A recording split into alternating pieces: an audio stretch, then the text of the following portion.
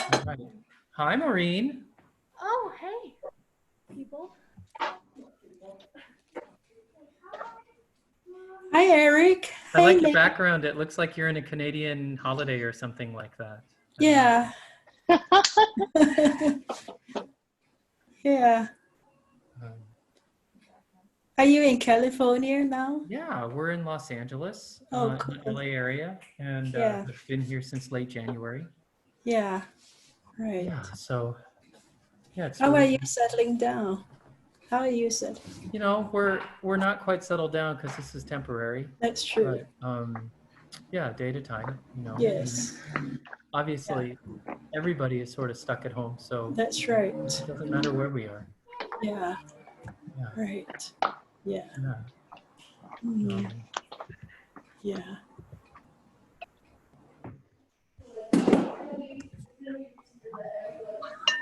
and yes, you can log in here. Oh, Hi, hi. Yay! Abby. Hi. Abby's here too. She's Hi. gonna get online on the Hi. iPad. I'm I'm gonna be the cameraman. yay. Oh no, she's gonna be the cameraman, I think. Yes. No. Oh, it she's said gonna be. and, Oh, okay. and she's gonna be. Oh, hold on. We're just technical.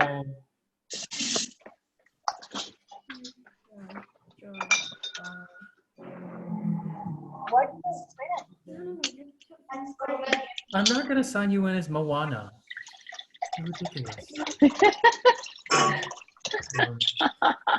80319. You can change your name on it if you really must. Ridiculous. 319. Nice background, Ben.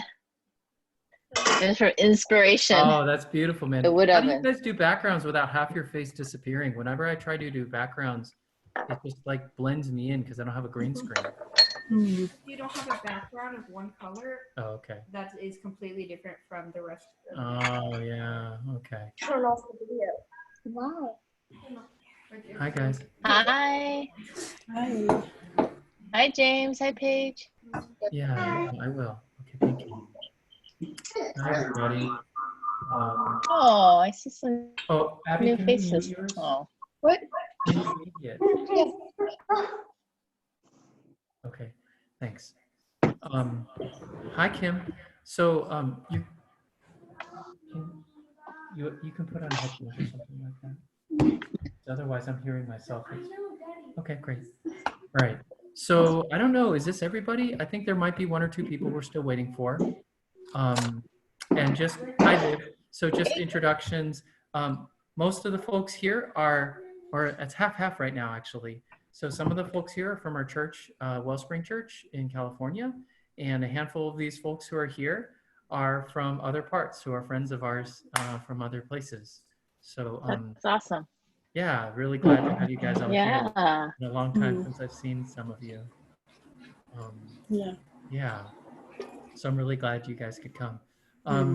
I figure maybe we can just wait another minute or two and then we can get started, just in case any stragglers. Maybe I can look and see who else might be signed up that isn't here yet.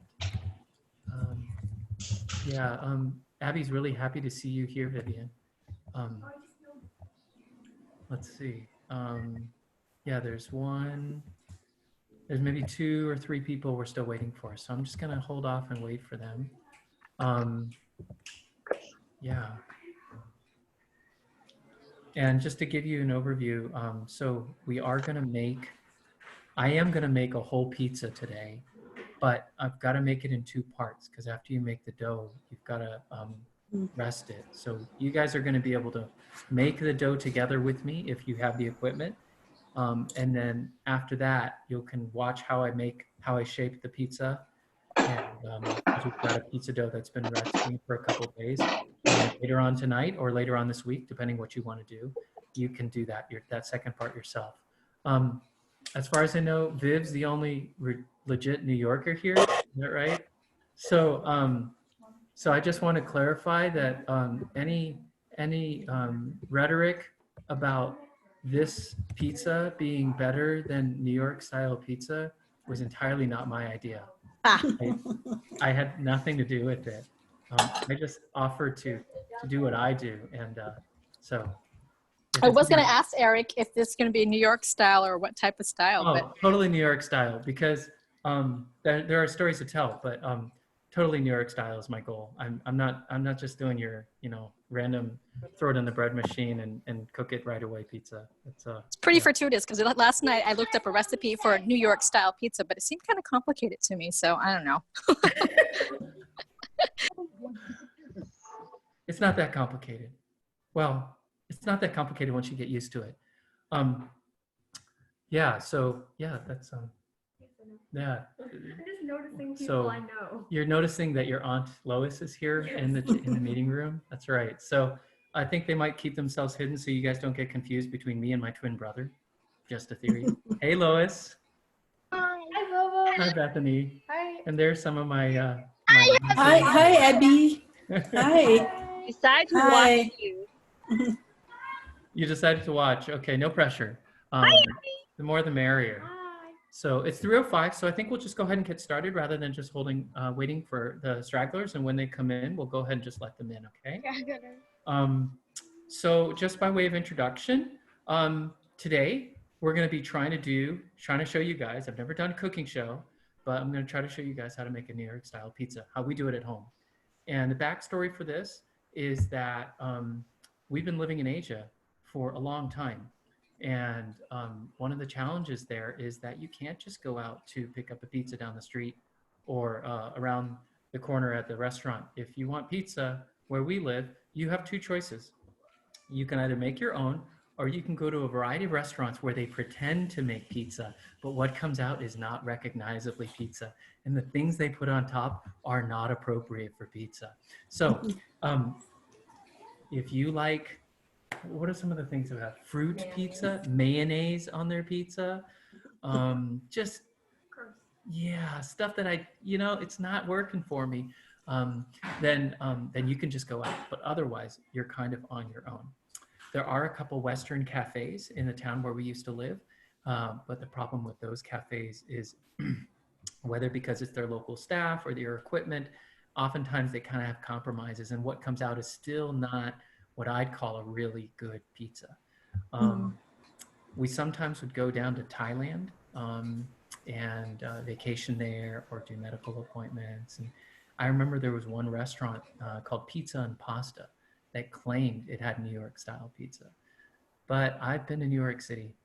And when we went there, I gotta say, I was a little disappointed. I was like, it's decent pizza, but this isn't New York style pizza. So that was kind of like what inspired me, along with some other Western expat friends who live in country, to start getting into making pizza. And that was about 2 years ago.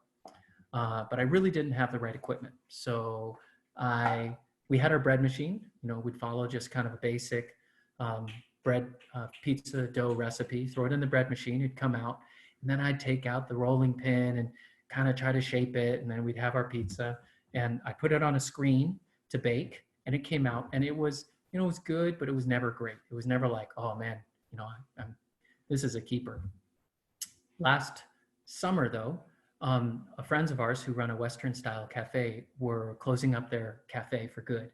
And while we were going there to buy random supplies like coffee and stuff from their shop, I noticed that hanging over the kitchen archway was a pizza peel, like a wooden pizza peel.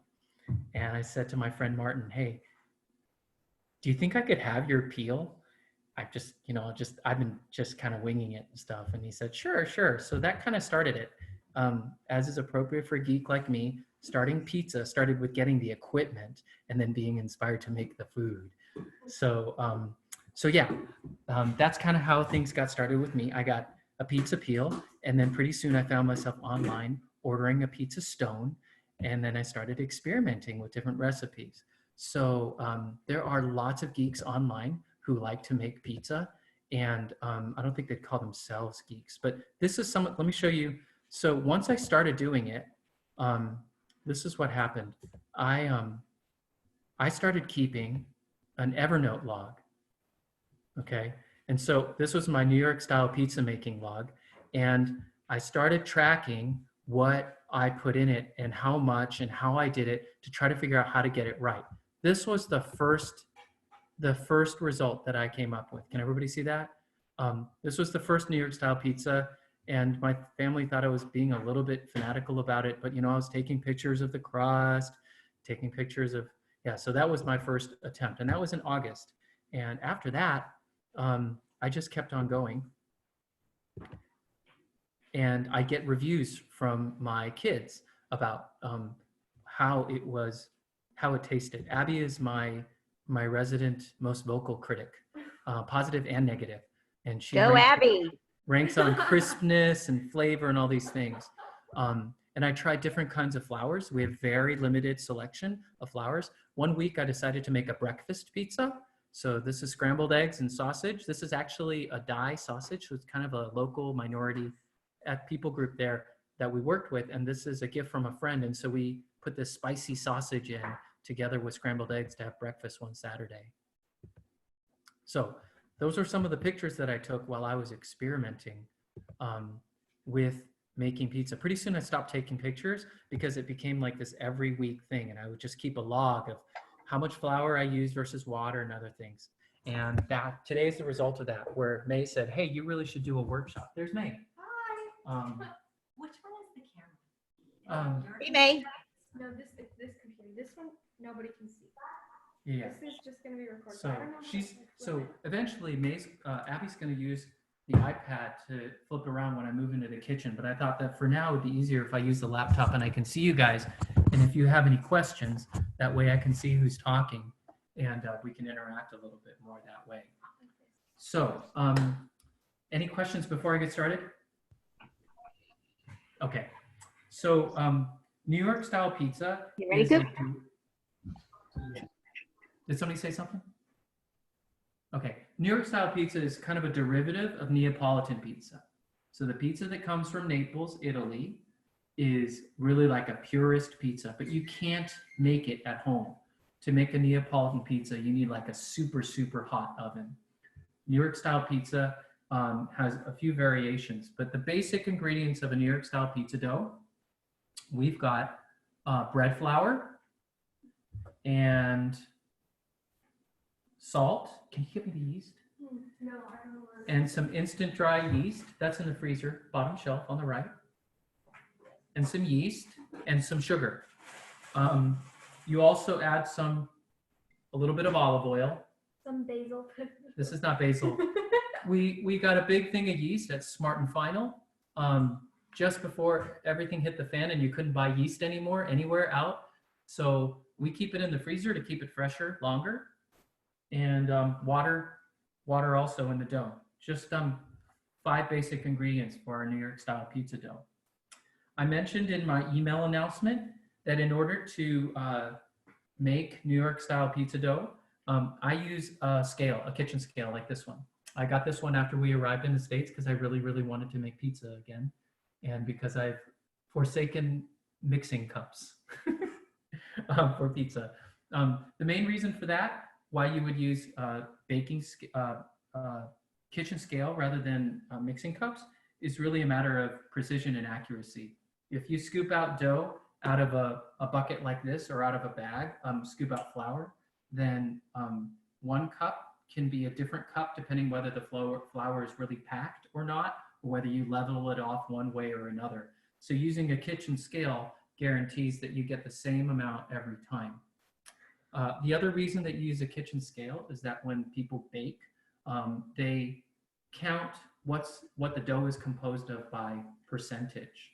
So that means that I want to have everything be a certain percentage of the weight or mass of the flour. So when you go on these crazy forums where they're talking about pizza making, they're going to say, oh, I had a 58% hydration dough versus a 65% hydration dough. All of that is about how much the weight of the other ingredients are relative to the amount of flour you have. So today what I'm going to introduce you to is my recipe, which happens to use bread flour, which is a higher gluten flour from Smart and Final. It's their store brand. First Street bread flour costs about $6, $7 for 25 pounds. And I'm going to weigh it out on my kitchen scale here, but if you don't have a kitchen scale, that's okay. You can also use measuring cups and teaspoons and tablespoons, and I've also calculated roughly the equivalent. So if you were trying to follow along today and you only have measuring cups and spoons, that's fine as well. I'll give you hints as to how to do it. For mixing equipment, when we lived in Asia, we used a stand mixer, but we are currently without a stand mixer. So improvising, we actually did get down our trusty old food processor from the Bay Area when we went up to visit. And I've actually found that using a food processor works just as well. It actually works a lot faster for mixing the dough. So when we get to that step where I'm mixing it all, I'll give you some tips about how much time you'll need to do it. Okay, any questions? All right. Can you replace with active dry yeast? Yep. If you don't have those are instant? basically equivalent. I think those are basically equivalent. Eric, does it matter if you just use regular all-purpose flour as opposed to bread flour if you don't have any? It results in a slightly different product. So if you use all-purpose flour, you wind up with a decent pizza anyway, but you'll get a little bit more spring, the bigger kind of bubbles in the air pockets in your bread, and you'll get a little bit better chewiness.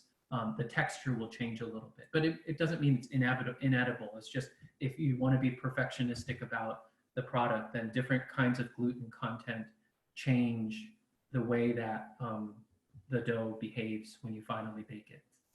Yeah. So the gluten in high gluten flour and bread flours develops in a way that it also stretches a little bit differently when you're forming the pizza. But I think, like if you can't get bread flour, if you don't have bread flour, all-purpose works okay too. Okay. All right. So if there's no other questions, I'll just keep going then. So we're going to start, and I actually, because I'm using a kitchen scale, I take my food processor bowl and I just put it directly on my kitchen scale and measure out, first of all, 450 grams of bread flour. By the way, if you're writing this down or following along, I'm actually making 2 pizzas worth of dough. And so at the end of this mixing process and kneading process, I'm actually going to split it up into 2 balls for Friday. So I'm going to put 450 grams of bread flour. That's equivalent, if you're using measuring cups, to 3 3/4 cups of flour. But because I don't need to use cups, I'm just going to pour it straight into my food processor and hope I'm close enough.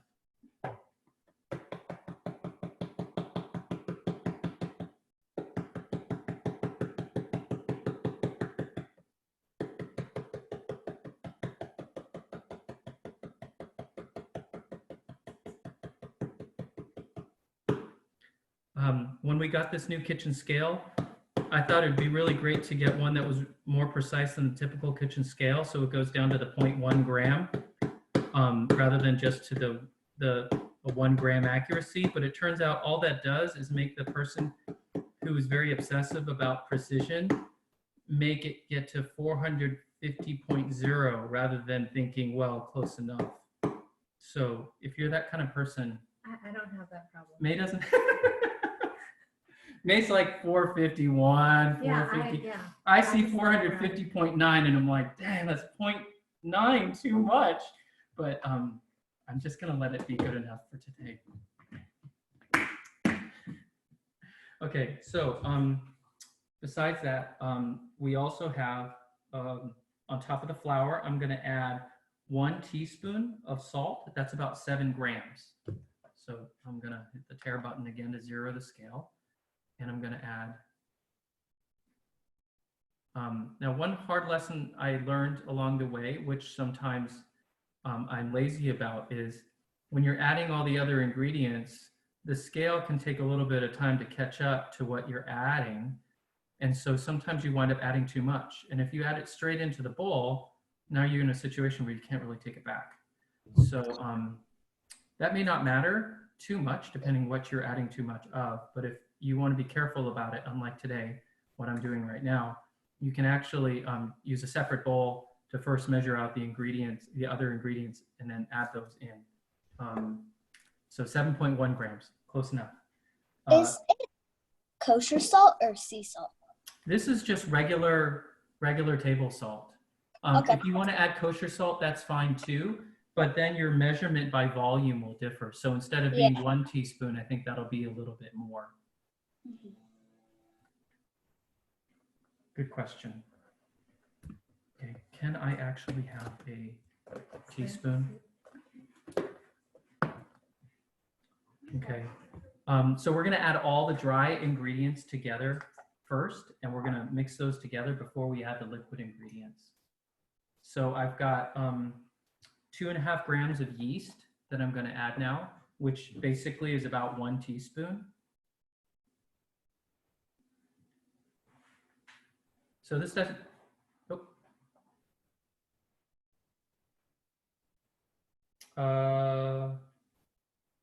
on.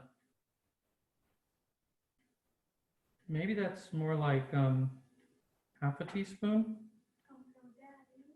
You said it was 1 teaspoon. Yeah, I took notes before, but this is weighing a lot heavier than before.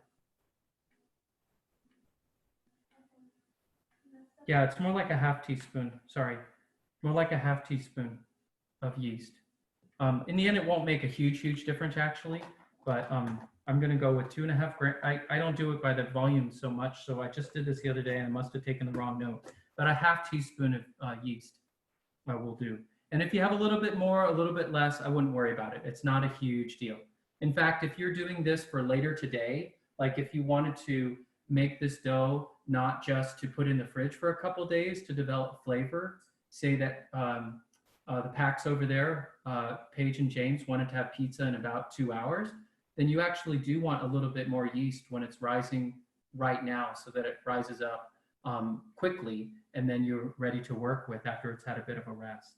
And then also I'm gonna add my sugar, which my notes tell me I'm gonna add about 8 grams of sugar.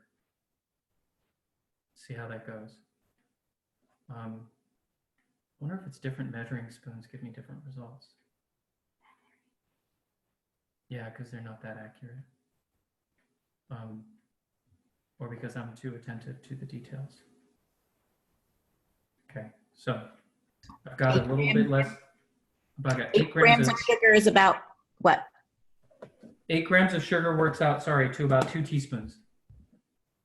Okay, if you're gonna, again, do a real, what they call an emergency dough, which is like a same day pizza dough, you're gonna have about 50% more sugar and about 50% more, I'm sorry, about 50% more yeast and about 50% less sugar.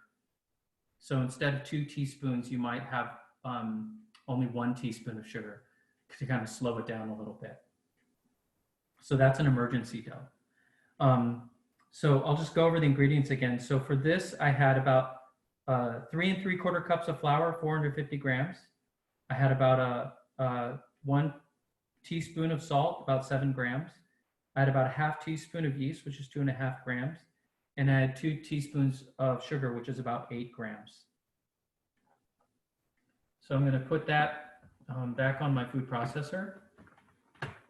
If you are using a stand mixer, same thing. Now that you've got those, you're gonna go ahead and put it on turn your stand mixer on just to mix the dry ingredients together a little bit. I'm just gonna take this and do this. I'm just gonna pulse it a couple times to get those dry ingredients mixed together a little bit so I don't have a spot of salt in the middle of my pizza. Okay, so that's that. After that, I just have to add my wet ingredients. You have 275 grams of water. If you're using volume measurements, that equals about a cup plus about 2.5 tablespoons. Okay, so 275 grams of water is a cup plus about 2.5 tablespoons. And then on top of that, you're gonna want a rounded teaspoon of olive oil. That's about 4.5 grams of olive oil. Okay. When they count hydration, they actually count the olive oil as well as the water when they're calculating Baker's percentages. I'm going to add those together. When I was using a stand mixer, one of the pages I read, one of the recipes I read gave the advice that you start with the water first because if you add in the oil first, sometimes that can interfere with the dough kind of coming together as well. But I found, at least with the food processor, that's not really an issue. I should make a note that I learned from experience, which is you don't want to add the liquids into a food processor bowl until you've got it running, and add it gradually.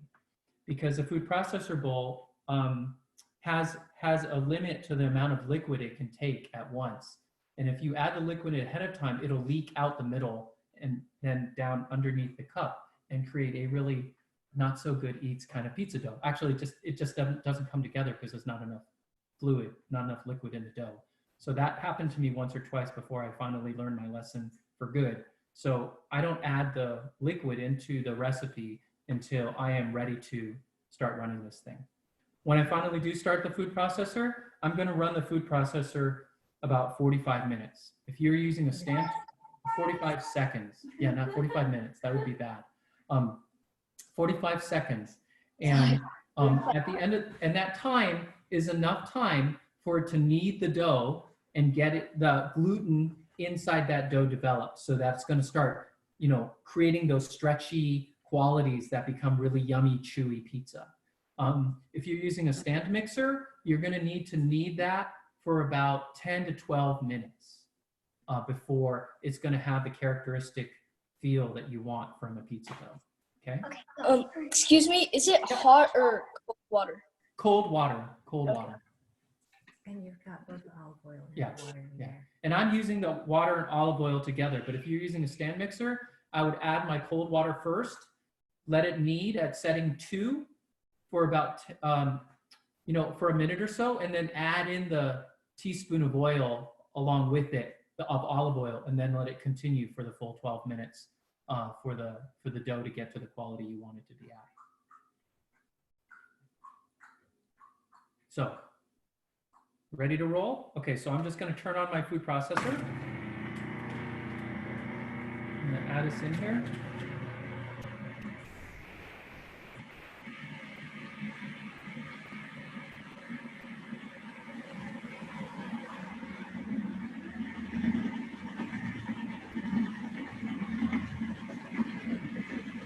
Count about 30 seconds from now.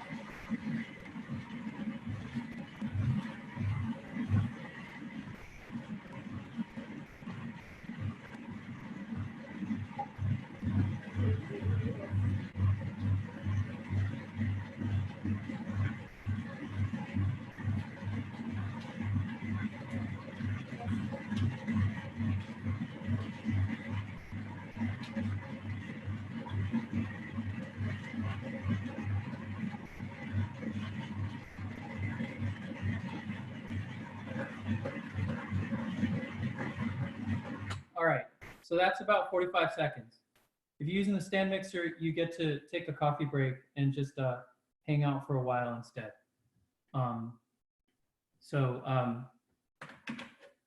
Food processor really doesn't take very long because it actually has a lot more friction. It is really working that dough a lot faster and a lot harder. So that's why it can be done in only 30, 45 seconds. The downside of using a food processor is you really can't run it for much longer, because if you run the food processor kneading your dough for any longer than that, it starts heating up the dough. And the hotter it gets, the warmer it gets, the more melty it kind of gets. It gets really hard to handle. So we learned that when I ran it for about a minute, and just taking it out, it just got too difficult. Okay, Viv? Yeah. So I missed the part where you said if you're using a stand mixer, how long do you let it go for? I found, and it might differ depending on your experience, that about 10 to 12 minutes was about right for me. Okay. Yeah. How can you tell when your dough is about right? Okay, so May asked me, how can you tell when the dough is the right texture? So there's one test which a lot of bakers use called the window pane test.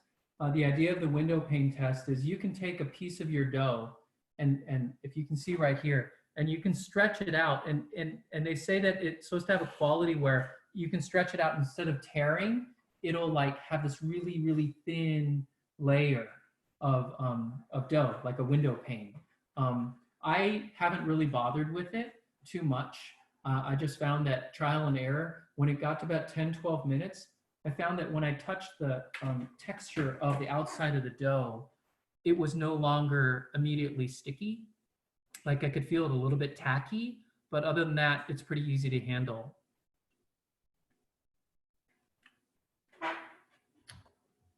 Okay, so the next step, actually, and I should confess, for all the fussing I do about what the ratio should be, what the baker's percentages are, how much hydration there is in a dough, when I was talking to a friend of mine the other day who was asking for tips on making pizza for that evening, and I gave her some tips and sent her a YouTube link or two, what I really concluded is the recipe matters, but the technique, based on her feedback, actually matters a whole lot more.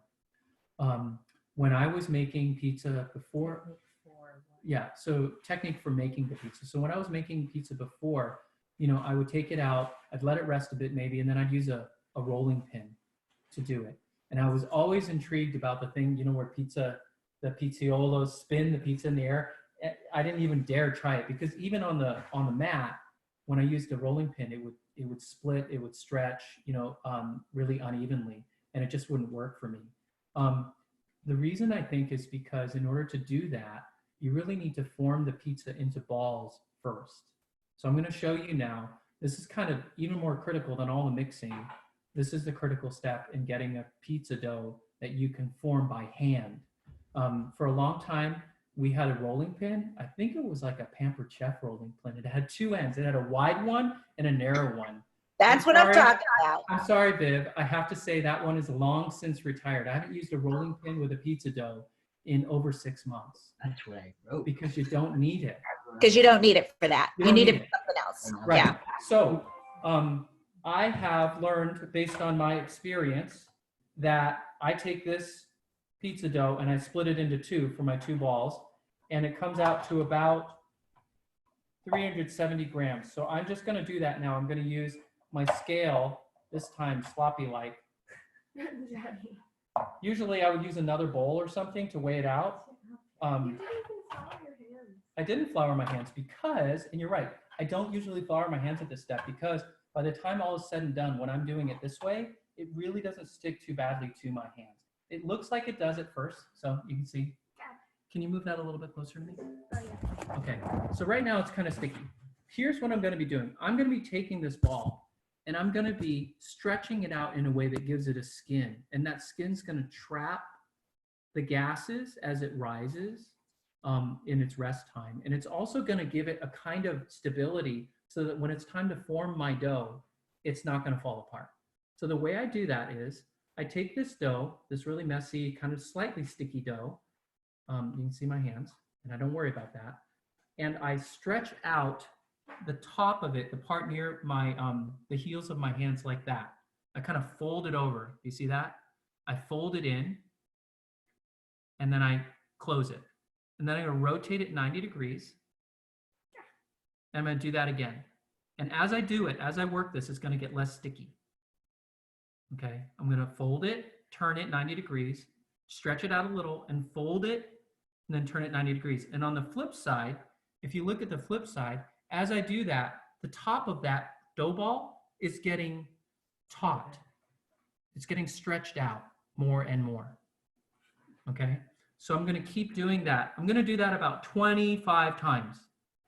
So I'm just going to do this. I'm going to take it, stretch it, fold it, turn it, stretch it, fold it, turn it.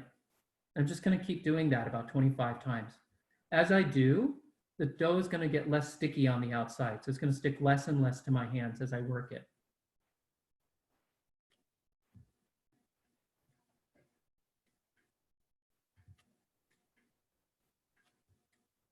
So that's 15, I think, or so.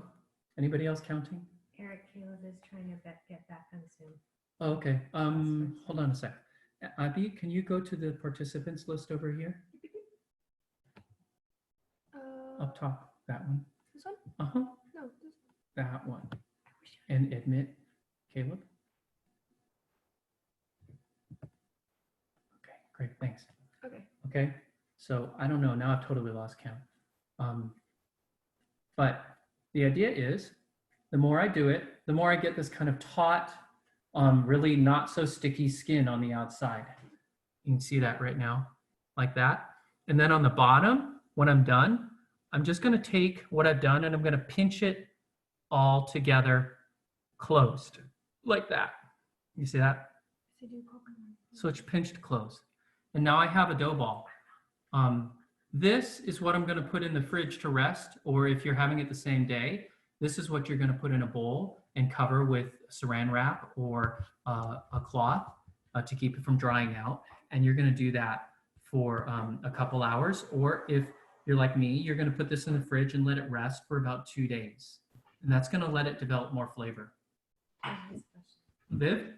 Eric, do you find that there's a difference between whether you use a cloth towel or whether you use plastic wrap? Actually, I don't, because I don't actually use either. Do you want to see what I use?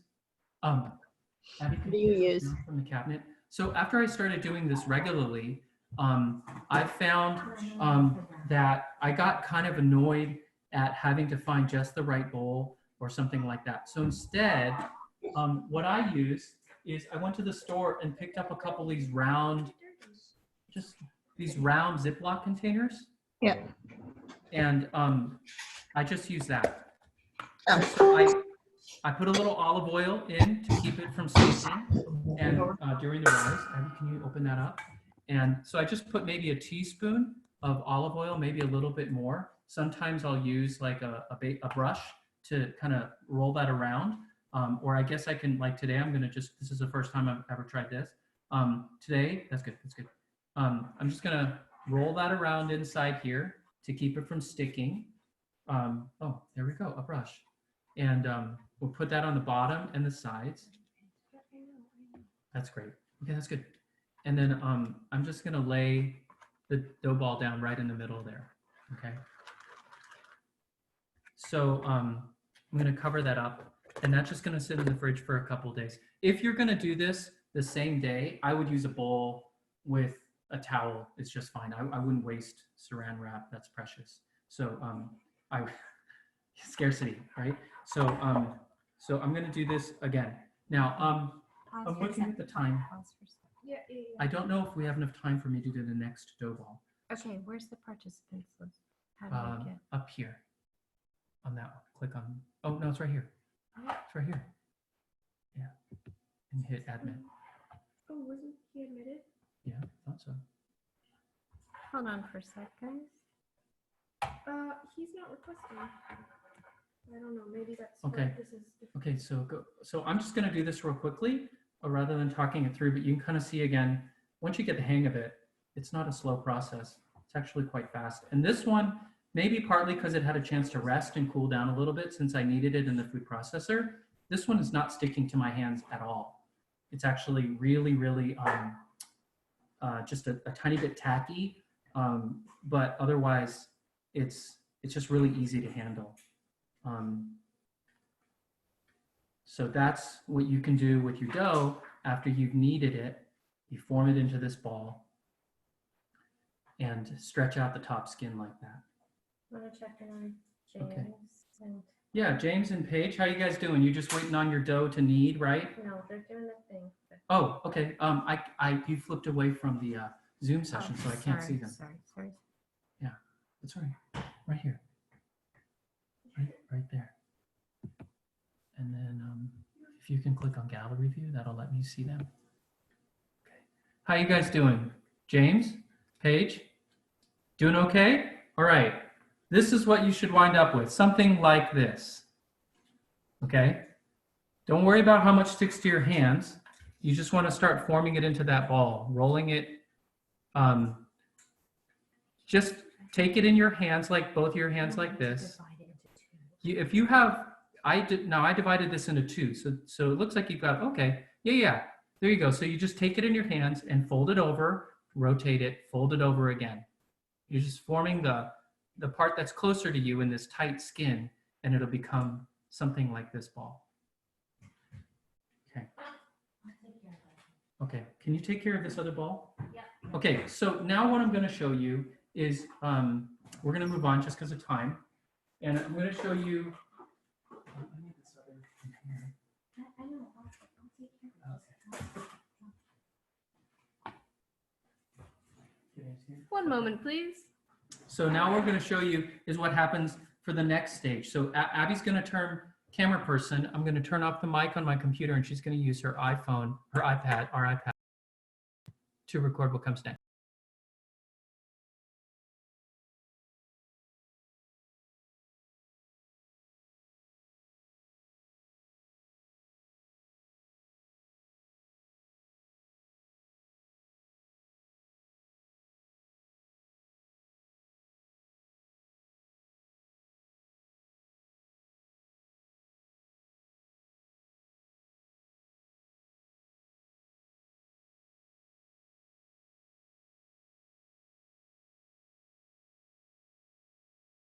We can't hear you.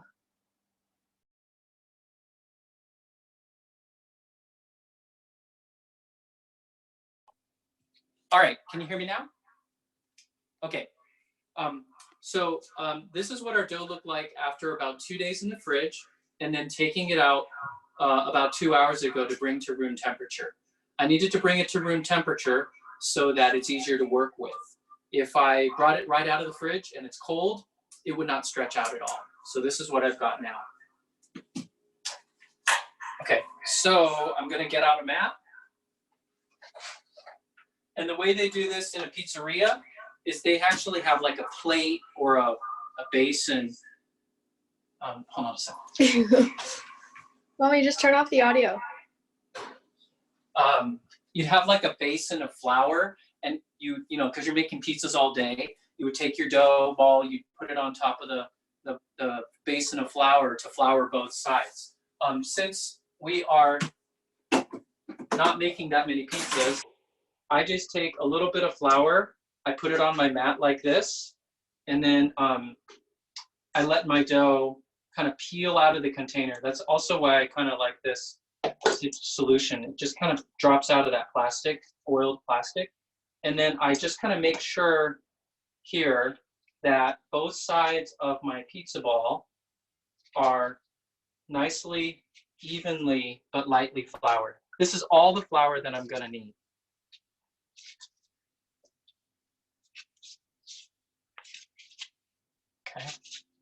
Okay, so this is now where the magic happens, where I don't need a roller anymore, okay? Yeah, so what I'm gonna start doing is I'm gonna first form the rim of the crust. So the way I do that is I'm gonna stick my fingers down, say like this hand, and I'm gonna use my other hand to kind of cup the edge, okay? You see that? And I'm gonna rotate it, and I'm gonna keep doing the same around the edge. So I'm gonna do this around the whole edge of the pizza to form what's going to be what we call the, they have some Italian name for it. I'll just say the crust, the thing that you hold. Okay. So there you go. That's the edge of my pizza that I'm going to be forming. After that, what I'm going to be doing is I'm going to be stretching out the pizza with my hands. Again, I'm not using a roller or anything because I don't want to push out the gas, all those nice bubbles that have formed. Okay, so at this point in time, it's only like 8 inches in diameter. Right. So, 8, 9 inches in diameter, but I'm gonna actually be stretching it out to be this big. And the reason that I stretch it out to this big is because this is the equipment we have. So this is the kind of pizza that we make. So undo that. You can watch my hands. What I do is I'm not gonna push out from the middle. Instead, over here on the edge of the pizza, I'm gonna put my hands together and I'm gonna stretch out just like that. I'm gonna press and stretch out. I'm just gonna keep rotating it and stretching it out gradually. And there's a point where this is just kind of gonna be art more than science. And you're just using your hands to keep stretching it out. And as you do that, the middle will inevitably get involved in it too. So I'm just continuing to stretch it out. You know, either counterclockwise or clockwise, that doesn't matter. I think I'm more comfortable going clockwise just because I'm right-handed or something like that. And it's still going to retain a little bit of that rim, but that's not super important so much as continuing to stretch it out. When I've got it to about this size or a little bit bigger, what I like to do then is to switch to doing it in the air. So what I'm going to do here is I'm going to rest it over my thumbs. over my knuckles. So I'm gonna do this. If I were doing it without the pizza over my hands, it's like I'm rotating it around my hands, and I'm letting gravity kind of stretch the dough out. So if I show you how I do it now with the crust, there's a little bit of flour falling on the floor. Usually I'll do this over the kitchen sink. When I'm gonna do that, I'm gonna cross over my hands like this, and I'm just letting gravity gradually stretch out my pizza dough. You see that? Just letting gravity kind of have its effect. And you'll note when you look at the pizza dough right now, you see how thin that is? I'm not really worried about it breaking. If it were to break, then I could patch it a little bit. But what I found is because we already did the thing with the pizza dough ball, where we stretched it out for those 25 times, the pizza dough actually really holds well together. So what I'm looking for is the thick spots in the dough that I can stretch out a little bit sideways and not worried about gravity. Actually, the main thing I have to worry about these days is that it stretches out too well, so it becomes too big for my pizza peel. But that's roughly what I've got. In fact, if you want to see, because I said I might do this, I can even do that. And, oh, it broke a little bit. It broke a tiny bit because I never done this on camera, and that's why. So if it breaks, I'm just going to take this, I'm going to pinch it together, just like that. Okay. So so that's that. That's my pizza dough, and it's ready to more or less ready to put on my pizza peel and load into the oven with toppings. If, like me, you're a little conservative, one thing you could do is when you're inexperienced with a pizza peel, loading it with all the ingredients on top can be kind of stressful, because when you load it into the oven, you're shaking it and the ingredients can fall off, and it just kind of be like a high stress endeavor. But if you've had some practice or you like living on the wild side, you go ahead and get your pizza ready with all the toppings on the peel, and then you load it into the oven on top of your baking stone. I haven't really talked about the baking itself. If you don't have a baking stone, you can kind of cheat with some baking pans, like some big half sheet baking pans that are stacked on each other upside down, but you're not really going to get the heat transfer or retention that you want, that you would get out of a stone or a steel. What did you just put on So, that thing? but in order to load it, you take a pizza peel like this, and again, you can kind of hack this with a rimless baking pan. It just needs to be a flat surface that it can kind of slide off of. Or like a big cutting board. Yeah, or a cutting board. I use cornmeal. Some people use semolina flour, which is kind of a coarse wheat flour, and that lets it it's like ball bearings underneath the pizza. And it gives it a good crust. What's that? It gives it a really good crust, the cornmeal. Yeah, some people I found don't like the flavor, but I actually like it. I love it. Oh, yeah, cornmeal on the bottom side of the pizzeria pizza. Big So fan. I like that. So this is my pizza peel with my cornmeal on top. And this part, you guys, this is not brain surgery. This is just what we decided today. We're going to make a pesto and chicken pizza. Oftentimes our usual go-to, sort of our standby, is to do a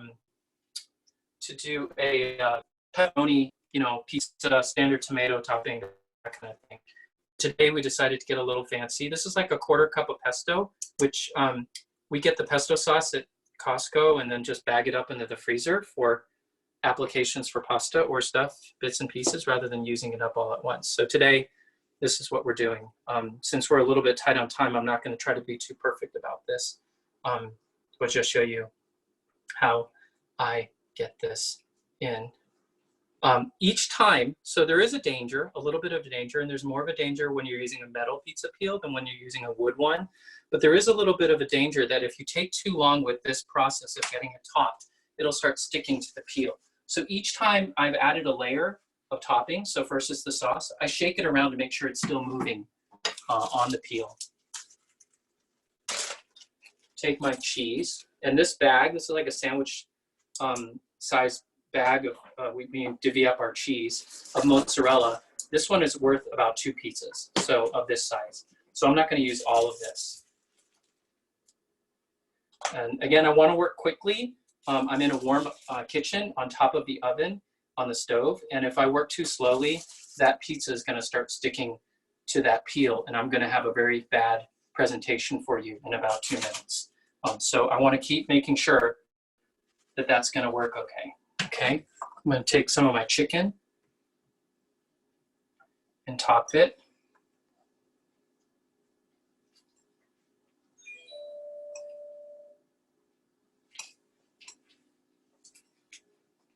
And then May wants me to add a little Parmesan, grated Parmesan on top. So I'm going to do that too. And it's a little bit early for dinner, but this is going to be our late afternoon snack for our family. Okay, so now I just double check that it's moving around on my peel. And what I'm going to do is I'm going to slide it toward the end. I'm going to drop the end onto the baking stone, which has been preheating at 550 for about an hour now. And I'm just going to slide it off once I've got it on the stone. So now our pizza is baking. It's going to take about 5-7 minutes. Eric, Oh, yeah. No, go ahead. Yeah. What's your question, Viv? so why wouldn't you prepare it right onto the stone and then add the stone to the oven? Oh, because the whole idea of using a baking stone, that's a great question, is that it has to do with the science of heat conduction. If you put, the reason you use a baking stone is because when you bake a pizza, you want it to bake very, very quickly. The slower it bakes, the more likely that bread dough is going to dry out underneath the pizza. So Right. use a pizza stone or a baking steel, you have to preheat it first. So it's already in the oven. So it's too awkward for me. I can't take that baking stone out of the oven. That's 550 degrees Fahrenheit. I can't take that out without burning myself. And if I try to prepare it, well, once I put the, am I understanding your question? If I put the pizza Yes. dough right on the stone, it's already baking and I haven't put the toppings on yet even.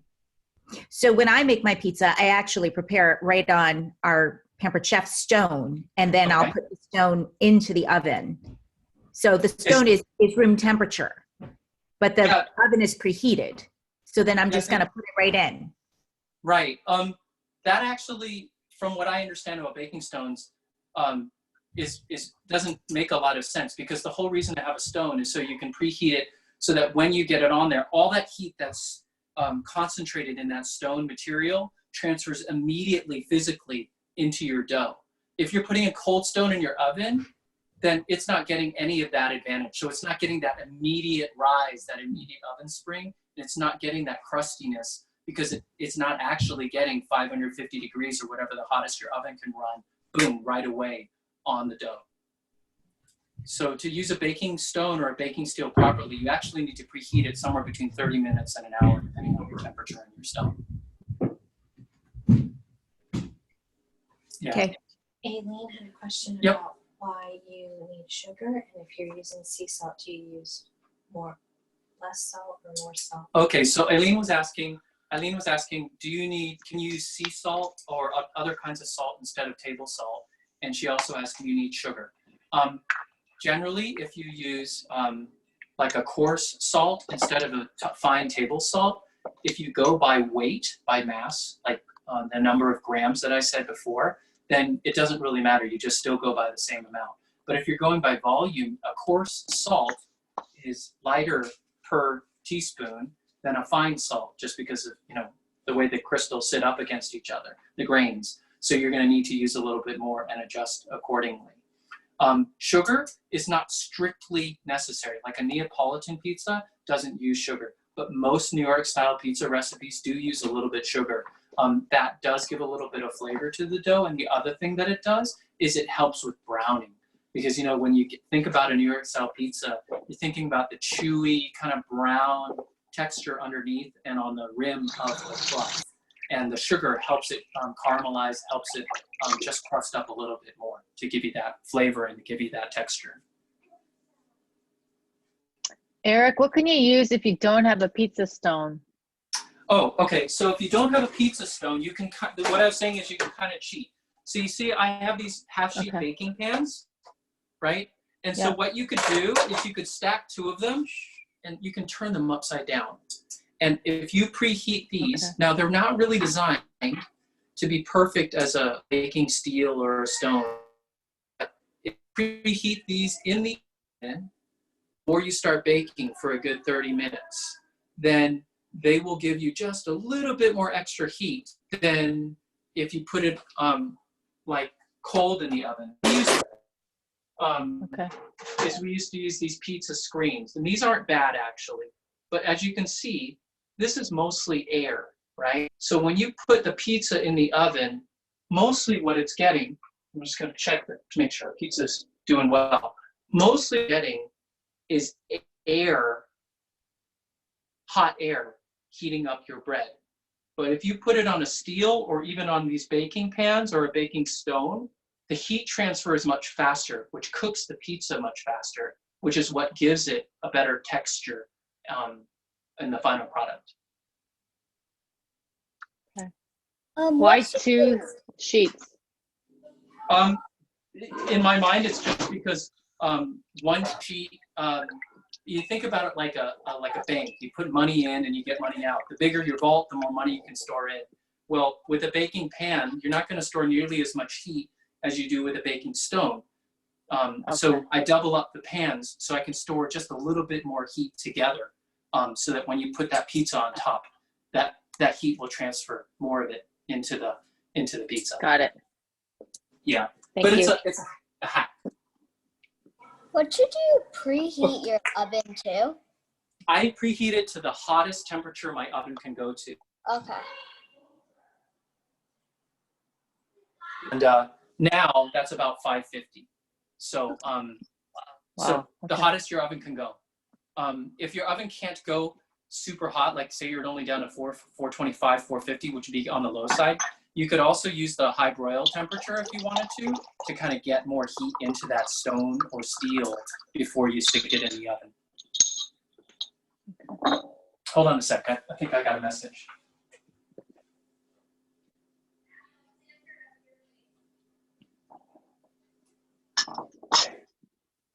No worries. Okay, I think my pizza's ready. So I could use a peel, like a metal peel or even my wood peel, but I actually use this old screen, pizza screen, and it works pretty well to function as a peel to take my pizza out once I get it underneath. So sometimes I'll use a spatula as a helper, but this time I'm able to just use the steel without burning myself. Can you hear it sizzling? Can you guys all hear that? That's the oil in the pesto sauce, I think. So you keep your oven at the highest temperature and you just bake it just for a couple of minutes. That's right. Okay. Because the longer it bakes, the drier the crust gets. So the faster, the better. Now, have you ever heard of the process of actually cooking your dough first, and then taking it out and putting toppings on, and then re-baking? Back in Asia, when I was baking, I didn't have the guts, to be honest, I didn't have any cornmeal for one thing, so I didn't have anything to keep it nice and moving around on the peel. And then I was also kind of cowardly, so I par-baked it first. That's what I call it. I would take the pizza in and I'd throw it in for maybe a minute, so I don't want it thoroughly cooked. Maybe a minute, just to kind of stiffen it up and get it just starting to bake at a little bit of oven spring. And then I would pull it out, put the toppings on, and let it continue and finish baking after that. That worked out okay. That was fine. But this is a one-step approach, and it comes out really nicely all together. So once you've kind of got the knack of it, if you have the right tools and ingredients, doing it all at once is actually not much harder. If you're gonna make the pizza the same day, how long do you let it rise? So if you're going to make it the same day, I would say you probably want to give it, after you've kneaded it, you probably want to give it somewhere between, well, it depends on the temperature, right? In the wintertime, it'll be longer, but I would usually give it about an hour and a half to 2.5 hours rest.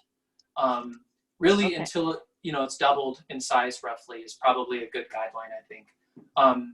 My friend, she was making some dough for the same day, but she was making it in the morning. So what she wound up doing was she made it in the morning, she put it in the fridge, and then she took it out about 2.5 hours before bake time. before prep time. Right. And so that gave it the right, so it wouldn't over-rise. If it over-rises, you lose all your rise in the oven. So that worked out okay for her. She needed a little bit longer after it was in the fridge because it needed to come back up to temperature. Right. Okay. Thank you. You're welcome. So this is my finished pizza. Now you'll notice I actually put it onto a cooling rack. In some restaurants, they actually serve the pizza on a rack rather than right on a platter. And the reason is because when you make a pizza and you first bring it out of the oven, that's got a lot of heat and a little bit of moisture in it too, and steam, right? So if you put that right on top of a cutting board or something like that and just let it sit there, the problem is all that steam that's trapped is going to soften your dough. You're going to lose some of that crispy, chewy texture that you're looking for. So usually what I do after I take it out of the oven is I put it on a cooling rack for about 3-4 minutes before I cut it and serve it. Of course, you could just move it right out, but I find this way it kind of keeps that crispy chewiness that I was looking for. So you can look underneath here and see our pizza. See, it's got a nice bit of browning.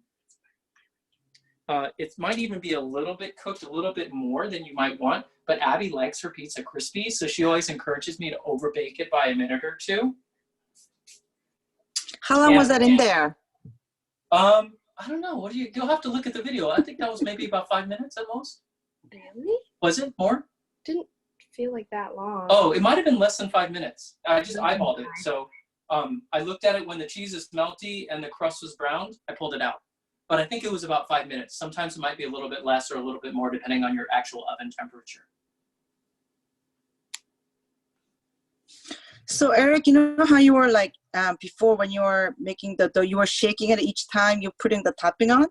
Yeah, that's right. So what if when you shake it, it sticks? Then what do you do? Oh, okay. So there's a couple tricks. If it's really bad, then you're gonna have to use your hands. But one thing that I've seen some pizza makers do, like they show you a trick they do, is they'll actually have it on there, and then they'll lift up this end of the dough near them on the peel, and they'll blow underneath the pizza, and that air will kind of lift it back off of the peel. Okay. Do you ever add more cornmeal on the bottom if it sticks? I don't, because I haven't had that problem yet. I think, but yeah, that would be one way. Like especially if it's like sticking along the edge or something like that, and I can reach that fairly conveniently, then maybe I'll lift it up, add a little bit more flour or cornmeal so it won't stick there anymore. Yeah. Okay, thanks.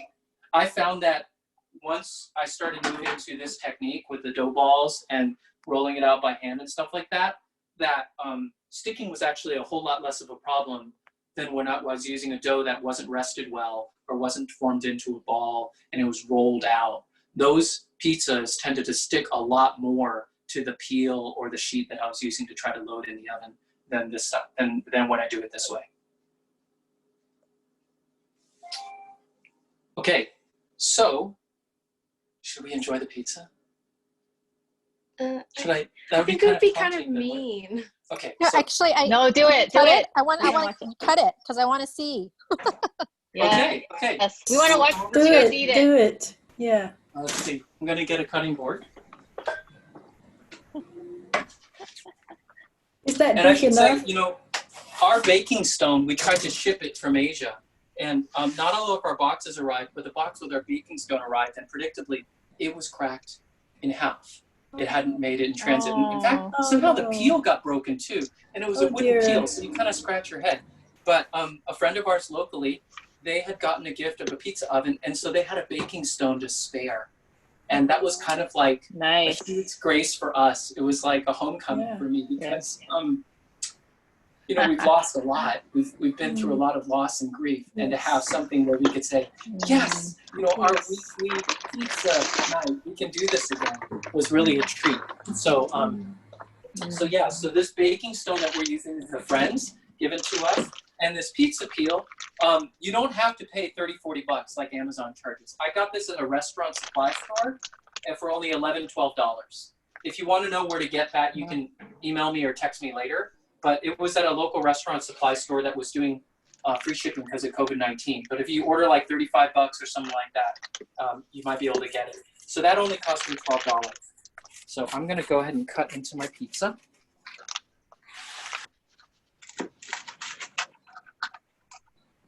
Yeah. All right. So it's a nice thin crust. You can see the crumb here, and it's got a little bit of a rise right there in the rim. That's kind of what you're looking for. On the bottom, you got a little bit of cornmeal, but you can see that browning effect and how it's going to be a little bit of crispy and a little bit of chewy. So now I'm going to let my daughter try it. No, you eat it. You're on camera. I'm on camera. I need lactase pills. Oh. Well, I don't want to eat it on camera. Okay. All right then. So because I am, after all, lactose intolerant.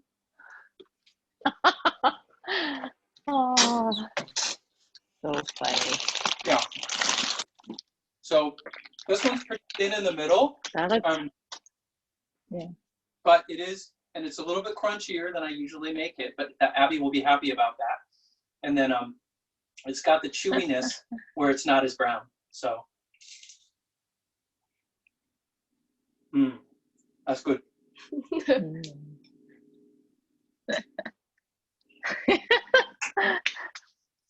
Okay, I feel self-conscious just eating the whole piece in front of you all. Okay. So. Hello, Sil. Okay, I'm going to turn the audio back on over here. Can you turn it off over there? Yeah. All right. So I'm back. So I think we're all done, except for any questions that you guys have. Paige, James, how's your pizza going? How's your dough? You guys get that into balls like you wanted to? That's great. That's great. So when are you planning to eat that pizza? On Friday. Yeah. Well, when you do get there, you guys see if you can send us some pictures, okay? Because I'd love to see your finished product.